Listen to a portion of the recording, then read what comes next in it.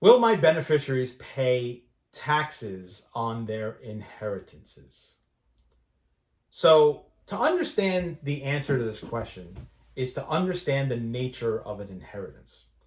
There are two kinds of taxes that are talked about and considered when you think about an inheritance. The first is inheritance tax, and the second is income tax.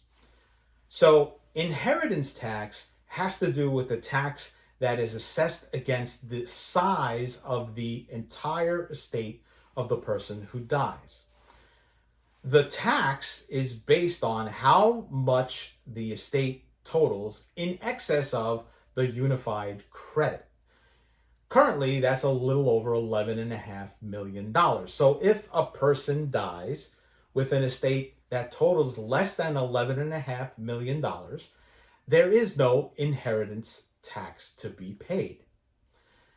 Now, what that means to the beneficiaries is that when they receive their inheritance, the tax has already been assessed, in this case, zero.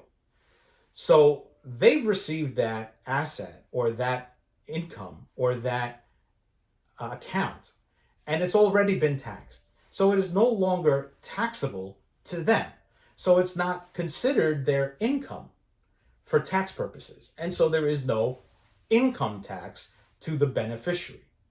So the short answer is, unless the estate is over that 11.5 million threshold, and that changes year to year, the beneficiaries will not have to pay tax on any of the money they receive.